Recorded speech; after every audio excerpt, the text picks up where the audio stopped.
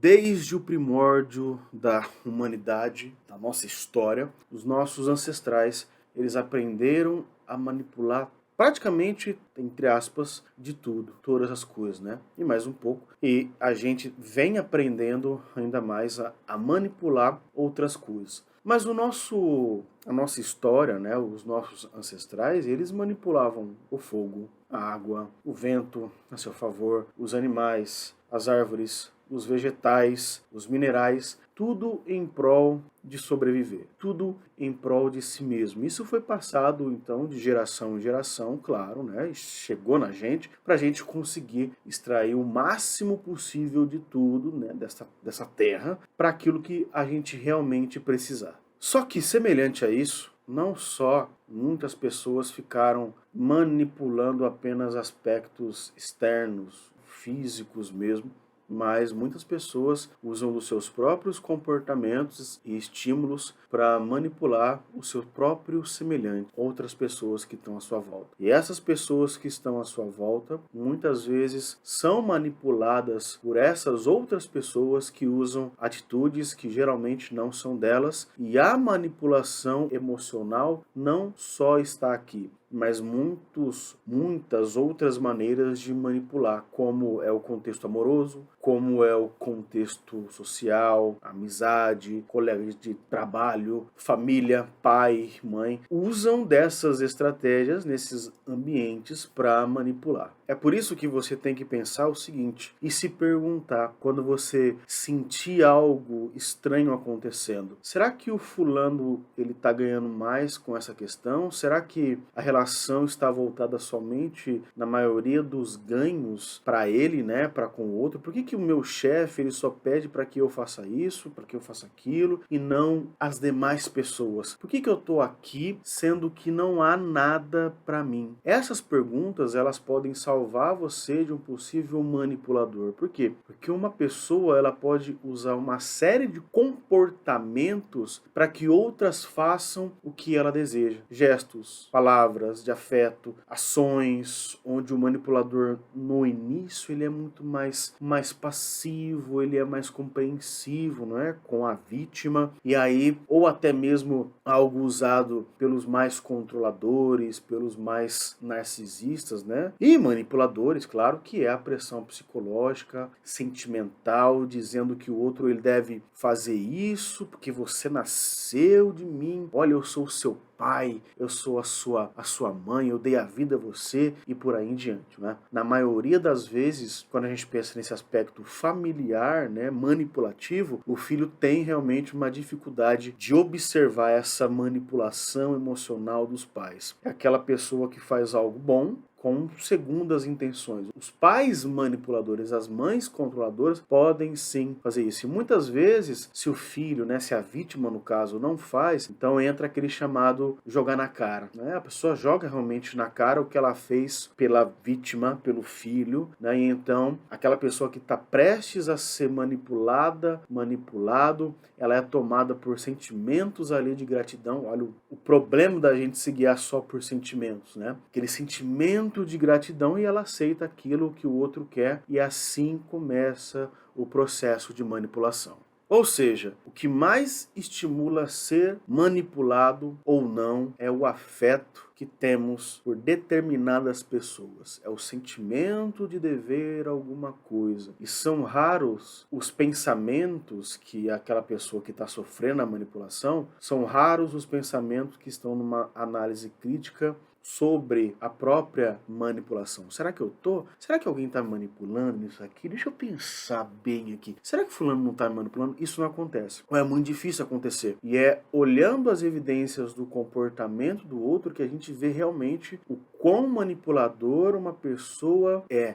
E isso se dá por aspectos da vítima. Ou seja, ela tem que olhar, por que fulano está fazendo isso comigo? Não, eu acho que eu sou ruim mesmo. Fulano é bom. Olha, que bochechinhas rosadas que fulano ciclano tem. E sim, às vezes existem manipuladores, né? E essa vítima tem crenças disfuncionais aí que diminuem a sua percepção de autonomia emocional ou sentimental. Então, isso que a gente tem que observar que toda manipulação ela é sutil, silenciosa, mas os comportamentos, eles estão lá para denunciar quem está manipulando, quem pode estar por trás daquela manipulação. E um dos princípios básicos do comportamento é: a fala é o comportamento final, né? Mas como assim? A fala é o comportamento final. Como que isso é possível? Bom, se alguém falar alguma coisa para você e não faz aquilo que ela falou, então a gente pode entender, a gente compreende que o comportamento é diferente das ações verbais, não corresponde ao que aquela pessoa falou. É um dos indícios, tá? Você vai ver, isso significa que mesmo que ela negue, não, como assim? Não, mas eu fiz isso para você. Não, você não fez isso para mim. Você tá com seguras intenções. Você tá fazendo isso porque, olha, você quer uma coisa em troca. O comportamento dela diz o contrário. É sempre essencial olhar o comportamento da pessoa. Por quê? Porque existem manipuladores que manipulam as outras pessoas de forma a mentir muito sobre a vítima ou sobre outras pessoas, fazendo essa mesma pessoa, essa mesma vítima, ela acreditar numa realidade que não existe, né? É o chamado gaslighting, porque é quando aquela pessoa acusa a outra, ou geralmente acontece com mulheres isso, mas também acontece com homens, de que olha, não tem nada a ver com o que você está falando, não, eu acho que você está ficando doida, eu acho que você está ficando maluco, eu acho que você está ficando maluca. Né? E assim a vítima, ela vai acreditando e começa a duvidar das suas próprias ações, da sua própria sanidade e das suas próprias interpretações. Então ela fica, né, a vítima, ela fica inclinada a aceitar que o manipulador, ele está certo. Por quê? Porque ela não tem argumentos. Porque ele fez ela, entre aspas, não ter argumento quando ele mesmo, quando o outro faz acusações infundadas. Então, assim, existem também, nesse sentido, ameaças, né? Tem aquela pessoa que ameaça de punir quem não faz aquilo que o manipulador quer. Então, olha, você não fez isso? Beleza, como é o caso dos pais. Tá bom. Né? Ou como é o caso, né, de amigos, né? Ou assédio moral, também no trabalho, término de relacionamento. Né? Então, o manipulador, ele vai punindo a vítima até a vítima realmente cair na teia dele. Porque a vítima, ela não percebe o que está acontecendo, ainda que em casos extremos nós temos agressões. Sim, agressões verbais, agressões físicas, né? E muitos manipuladores se vitimizam para que a verdadeira vítima tenha pena deles.